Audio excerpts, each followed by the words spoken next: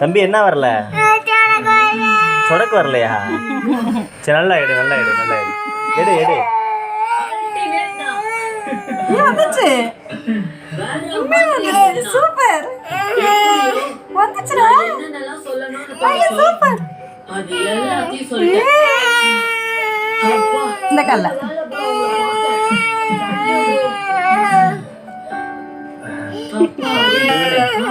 வந்துச்சா இல்லையா?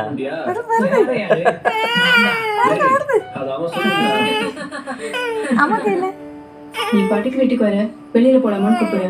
என்ன நினைச்சிட்டு இருக்க?